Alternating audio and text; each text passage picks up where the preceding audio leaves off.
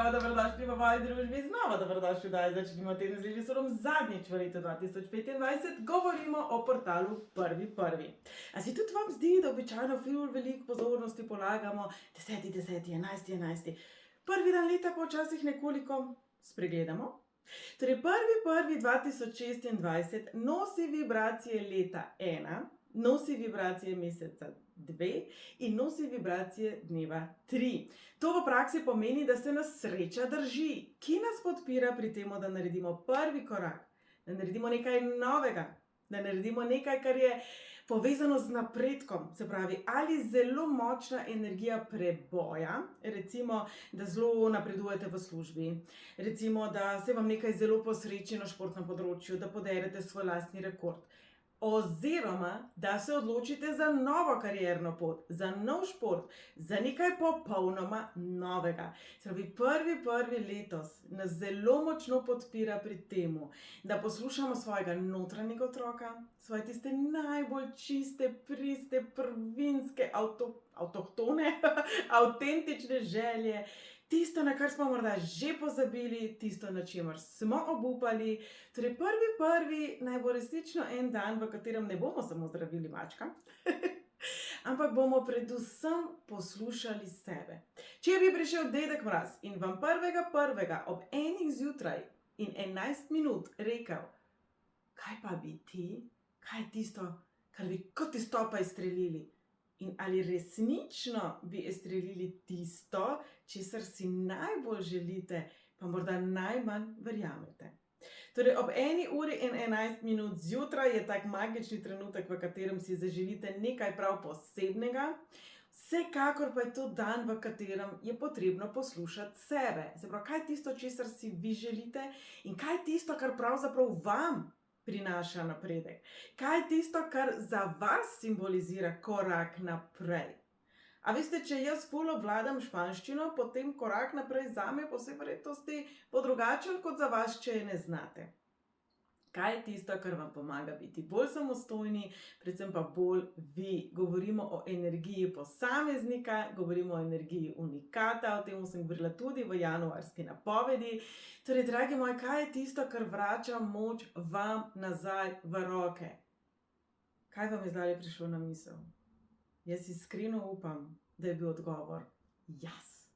Vi, dragi moji, dajete moč v svoje roke, pa prav nihče drug, ne glede na to, kaj se vam v življenju zgodi, kako velika krivica se vam pripeti, kako ogromna izguba, razočaranje, ni važno, kako zelo slabo je, vi ste tisti, ki svojo moč preda ali jo obdrži.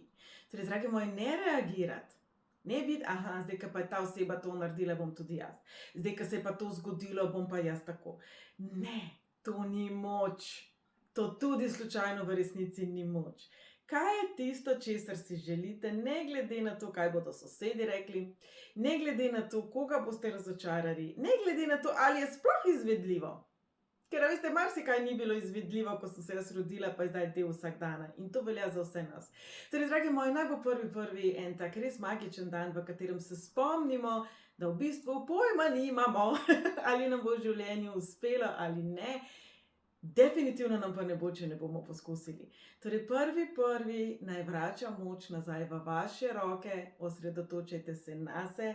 Vem, da to morda zdaj zveni sebično. Ne mislim na način, da drugim škodujete, ne mislim na način, da druge opeharite, prikrajšate in tako naprej. Govorimo o vseh tistih željah, ki so nekoč ostale na stranskem tiru, ker je bila časovna stiska, finančna stiska, ker je bila situacija, ker so bile okoliščine take, da je bilo težje ali celo neizvedljivo. Govorimo o vseh tistih željah, po katerih ste hrepeneli kot otrok. Kaj pravzaprav so vam prinašale? Se pravi, če ste si želeli biti astronavt, ali so to nova, večja obzorja, ali je to svoboda gibanja, ali je to raziskovanje. Kaj je tisto, kar pravzaprav simbolizira, označuje tisto, česar si želite? Torej, dragi moji, jaz danes ne bom dolga, vem, da so prazniki tisti, ki vzamejo veliko našega časa. Iz srca vam želim Druženje z osebami, ki vas polnijo, ki vas opomnijo, kako zelo posebni ste, ki vas nekako potiskajo v pravi poti za vas, čeprav vam gre to mogoče na živce, včasih tudi neke zelo negativne situacije, odnosi, dogodivščine nas postavijo na tisto pot, ki je za nas prava in super, čeprav v danem trenutku tega ne vidimo. Za popotnico v 2026 pa bom rekla, recite en velik ja dobremu in en nekompromisno ogromen ne slabemu. Četudi je nekaj nekoč bilo za vas super, pa zdaj ni več, je prav, da se od tega oddaljite. Ko smo se rodili, smo imeli dudo, pa plenice, pa pomožna koleščka na biciklčkih. Danes tega ne rabimo več. In če se bližate trenutku, v katerem morda boste znova potrebovali plenice, naj vas spomnim, da so zelo drugačne od onih pampersk, ki jih prodajajo za dojenčke. Torej, ne glede na to, kje smo v življenju, kako zelo podobna situacija se morda zdi nečemu v preteklosti, je včasih potreben tak iskren pogovor, v katerem si nalijemo čistega vina in si priznamo, da mogoče vendarle ni tako, kot se nam zdi, da mogoče malo preveč na splošno gledamo, malo preveč posplošujemo, poenotimo stvari in da pravzaprav, ne glede na to, koliko ste stari, kje ste, kako ste, vas čaka še ogromno lepega.